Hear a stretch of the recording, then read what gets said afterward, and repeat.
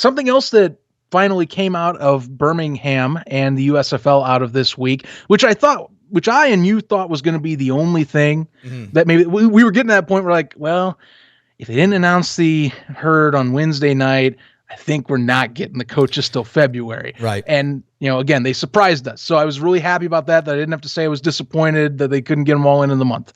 I'll say this real quick before we deviate from that. I had so many bullet points and notes ready for this week's speculation zone on how I don't think it's a big deal that the coaches weren't announced in January.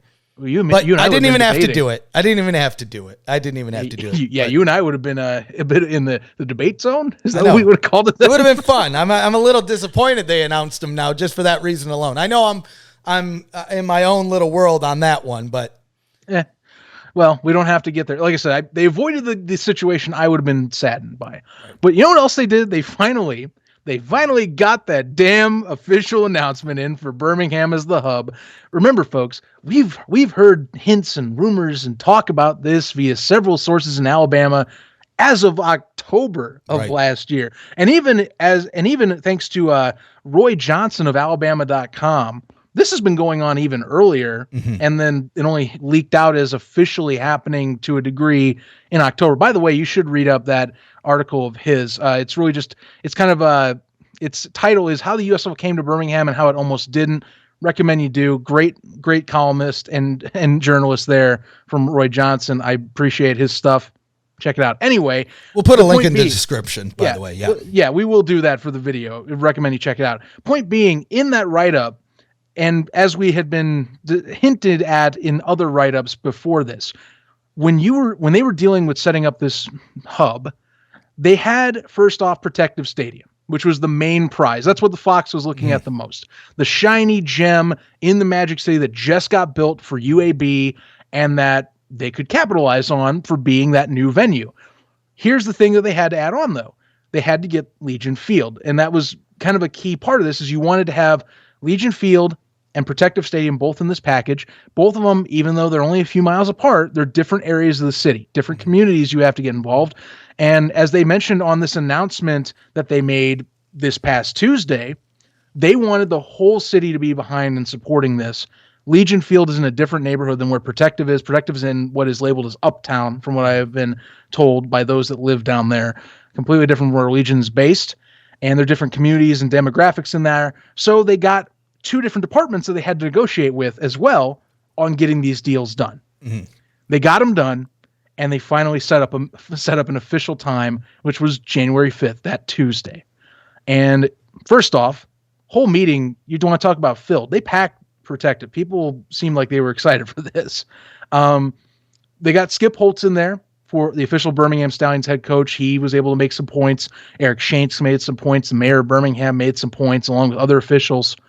And they also dropped another piece. The first game of the season, the first one on the schedule, and the only one on the schedule right now. I know people are hitting on that now too.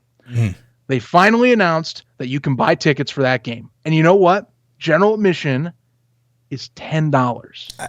And $10. Free if you're under 15. Yes, kids if you're 15. a kid that's under 15, free admission. Which I got to say is crazy, right? I get free admission for kids, but even like 15 seems like a very high benchmark, right? Usually when I think free kids, like 8 and under, maybe 10 and under, 15 and under. I mean, talk about affordable. Now, there's a couple things too. It hasn't been confirmed, but we have seen reports that they may only be charging for the Stallions games and the rest might be no cost, free, whatever. That hasn't been confirmed, but I mean, if that's the case, I mean, what a way to go to fill these stadiums. I mean, sure, that's a huge opportunity right there. I mean, $10. You can't even go. I mean, Wendy's. No joke. There's combo meals at Wendy's that cost more than $10. Even with fees, what would you rather do? Go for a 3-ish hour football game in a city with decent climate during the spring, with solid talent, or do you want to buy a meal? That's kind of what they're implying with those ticket sales. And yeah, we don't know officially if that's all the teams doing that, because this first one's Birmingham. So, you could in theory put it that way. there's your speculation zone part right. we can throw in there for our quota. But for this first game, $10 general admission for it. The rest of the schedule is going to come out soon. They mentioned that too. And some of you may be thinking, well, wait a minute, $10. Like, how are you even making a profit?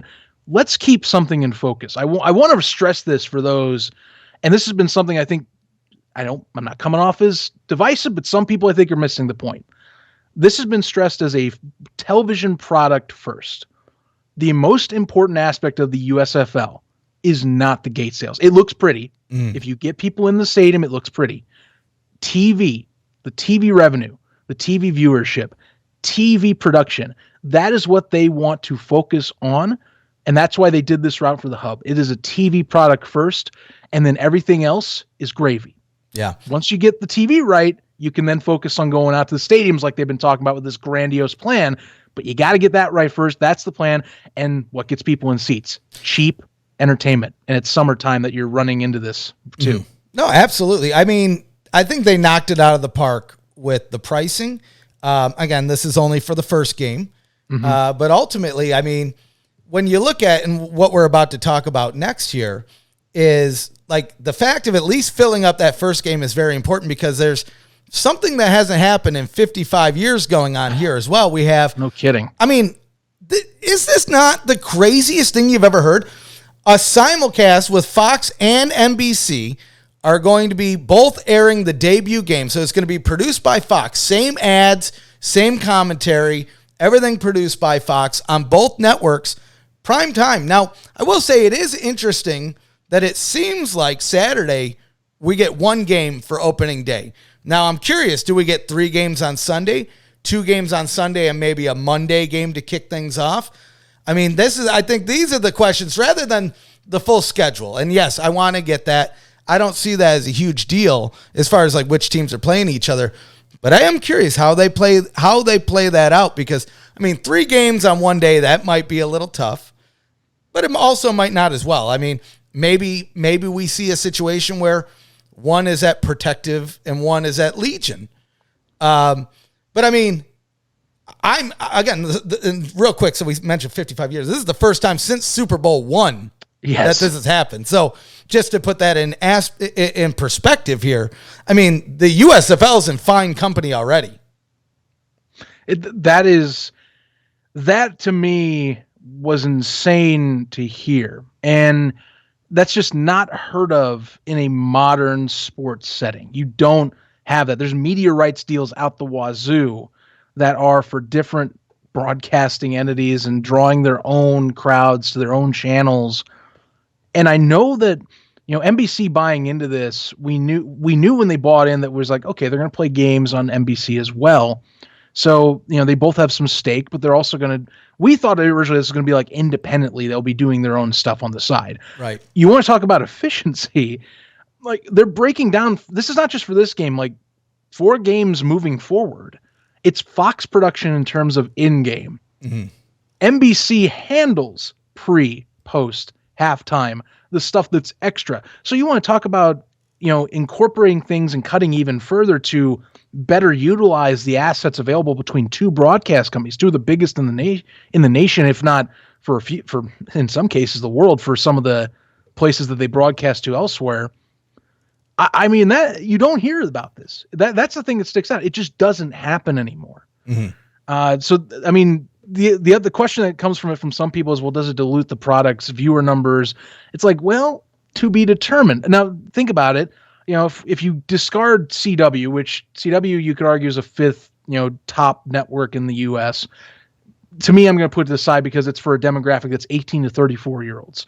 So you have 4 networks that are supposed to be designed for the general audience at like 18 to 65 range, if I'm being broadish, but also what they're trying to target. Fox and NBC cover half of that. Right. And that's over 440 affiliates nationwide that are going to have some sort of exposure to this game. So April 16th, that's Saturday night, if you're tuning in for TV, 2 of the 4 stations that are in your area, that are the main stuff, unless you go to cable, they will have that game. So you might just be curious enough. The thing is, the large audiences are going to come week 1. It happens every league. But now you're getting like everybody coming in week one. And it's not going to be like this the entire time, I imagine. I bet this is just a kickoff thing that you do the simulcast for. Maybe I'm wrong.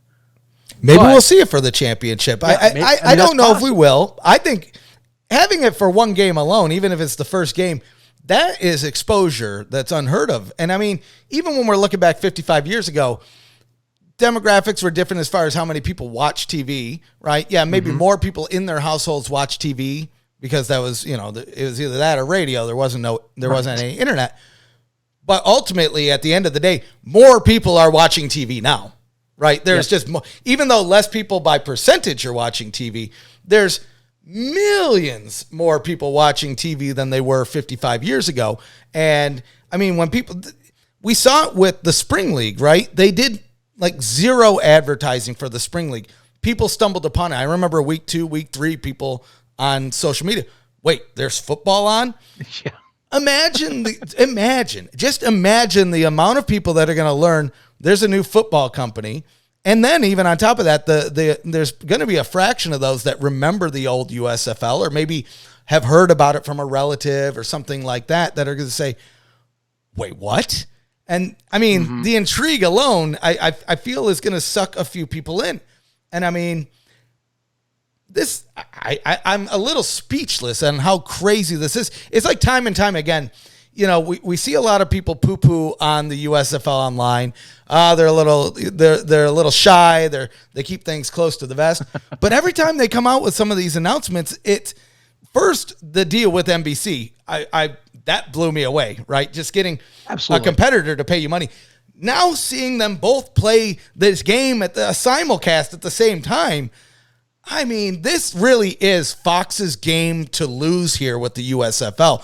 They're so set up for success that beyond another catastrophe like we saw in 2020, I mean, they are so set up for success. I feel like even if we had what happened in 2020 with the USFL, at least for 2022, the USFL is set up for success, right? You have the central hub, so you don't have to deal with flying players back and forth. You don't have to deal with last-minute hotels. You don't have to deal with any of that. You have, again, we've talked about this time and time again. What are the two main reasons that spring leagues fail? Broadcast and money. And my God, do they have that set up? And then it's like we're getting more and more icing on the top every week, right? And I mean, we still have a couple months to go. We're going to see the player selections, which we'll talk about a little bit later. We have the rules set that we're still kind of waiting on. I guarantee we are going to see some merch. Speaking of the event in Birmingham, it seems like we finally got confirmation on that USFL game ball. Oh, those look like prototypes or replicas. The design was the same. Well, yeah, the ones in the promos. Remember, we talked about this in a previous show. Like, are these legitimate football? Like, is this their design? And sure enough, I know it's a replica, but they trouted out that exact same one that was in the promos. The stars on the end of the ball and everything for the press to look at in that event when they announced Birmingham. I mean, I don't know how much you can deviate late, but that's got to be the design that they are adding, and it kind of fits like any other football that's been non-traditional NFL. It's the point for better, looking at the catch better for a receiver. It's got that little flare and it's got the USFL logo on the side. So like that was another small tidbit coming out of that announcement. You get the football basically looks confirmed as well, too. A lot of stuff for this. It's just people, I think, I see it as people aren't used to this way they're doing the league is what it is. I think a lot of people are expecting with these spring leagues or other football leagues, you launch it, you make it a big grandiose display, you get it out to all these cities, you go hard on the local marketing, and you get people's butts in seats, and the TV, you prove your worth.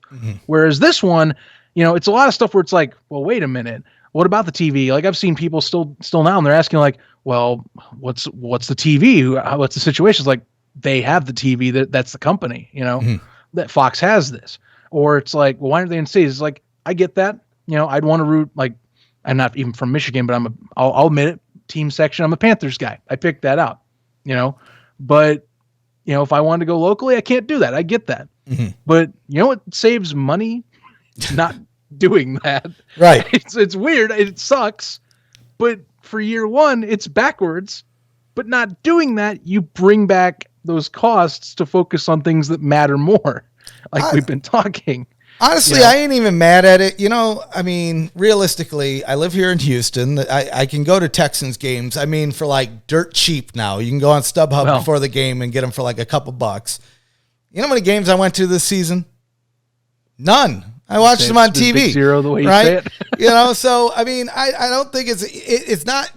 I mean, yeah, it's not perfect having them all in one city, but like I've said in the past, if having them play all in one city for the first year and maybe even a couple hubs for the second year ensures that they stay around, ensures that we see something we haven't seen since I think the last USFL.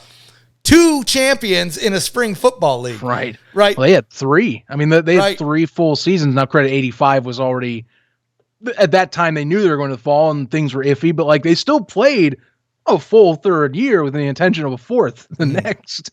So this, I mean, that's what we're hoping. Like Moose Johnson said it best early on.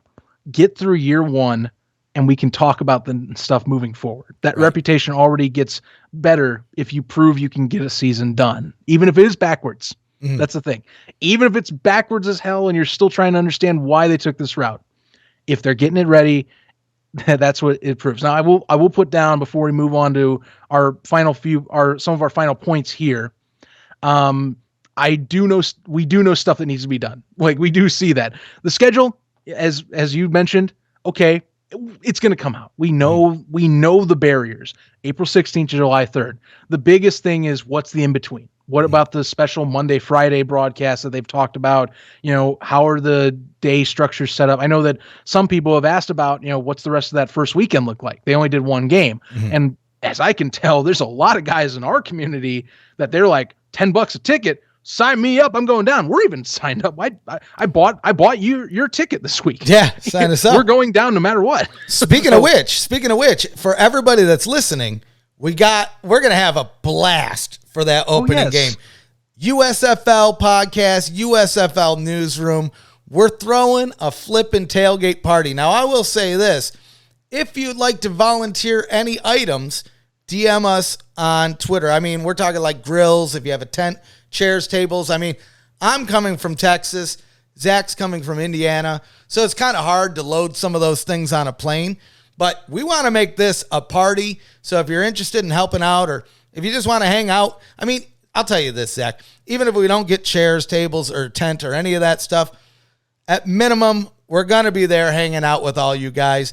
But I would like to at least find a grill so we can cook up some burgers and dogs. And I'll say this first. I got the burgers and dogs and buns and all that. We'll probably throw some beer and refreshments in there. But we hope if you're planning on going to that opening weekend, we want to party with you. And I mean, it's not just us. I mean, we've already seen there's a lot of guys from the newsroom crew heading on down to Birmingham, Alabama, April 16th. We got Jake's coming. I heard James Larson might be coming down. Mm-hmm. We got, I think some of the podcasts will become, Tron Hawkins from This is the USFL podcast. He'll be there as well. I think I did see the End Zone. If you follow the End Zone on YouTube, he's going to be at least at the event. He said he'd stop by the tailgate. So if he does, sign him up. If he doesn't, we're going to find you. I'm just kidding. Having too much. Call the cops. I'm having too much fun. I got to take a moment there. Calm down a second. Okay. Anyway, we'll find you, but in a nicer way than he put it. But I look forward to hanging out with everyone, man. It looks scarier on camera, by the way. Watch it on YouTube. To me, you just get more of that natural vibe.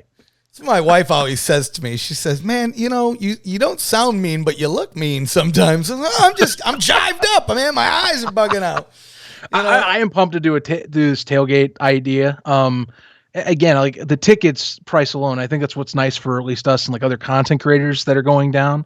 Like that just makes it so much easier for like doing things. As much as I love like the XFL, their prices were still to the point where it's like, if I'm going to go, it's got to be a place that's nearer to where like, because I mean, I still like for me, I'm probably doing a plane ticket. So, $10, that's a drop in the bucket. Now I can focus on other stuff that I wouldn't have thought about having budget with my stuff. Just my personal experience. But I mean, everyone else has different. I mean, I've seen people that are saying we're flying down from Philadelphia. I mean, James from Minnesota. So like he's going to be doing that trip, Jake, St. Louis. So, these are things you think about when you're scheduling these trips. That's nice. That is really nice. I'm telling you, this April 16th has the potential to be the Woodstock of spring football. I mean, my God. How many people have you seen online? That? I know. We need to get on that. Let's get that Woodstock of spring football. Maybe that's our event. That's our tailgate. Excuse me. Spring stock or so. Wood spring football. I don't know. We'll figure something out. But I mean, seriously though, I mean, with the XFL, I saw a lot of people talking about traveling to different games, but I mean, considering they were in different home markets, you saw people, I'm going to the game. Day one, when they announced those tickets, I saw so many people just already setting up the road trip. And that's super cool. We're going to meet, how many people we're going to meet at this thing that we've probably spoken to online, whether it's in the comments or follow or whatever, that I probably have no clue what they look like, right? Most of these guys are just behind the avatar, right? So I'm super looking forward to this. I'm looking forward to the game naturally, but I'm looking forward to meeting the community. I mean, this will be our first event as the USFL podcast. Yeah. So it will. That's something to look forward to as well. We're going to be trying to talk to a couple guys, see who else is coming. We'll announce maybe some other special guests. But one thing I would love to do, and we'll have to check out the logistics here because I started thinking about it and I think we can figure it out. But I would love to do a live podcast while we're there. Maybe it's live for the crowd and pre-taped for the internet, depending on, I don't know what the Wi-Fi situation looks like or what the 3 to 5G I don't know. I've never been to Birmingham, Alabama. In a hotspot, right? Yes. So we're gonna find out, but we'll definitely, for the people there, we'll be doing something. So hopefully you guys look forward to that. But again, if you want to help out, if you want to donate, not even your time, if you just want to bring a grill or bring some tables and bring some chairs, DM us. I mean, we'll throw you a free shirt or a hat or something. We'll hook you up. We'll hook you up.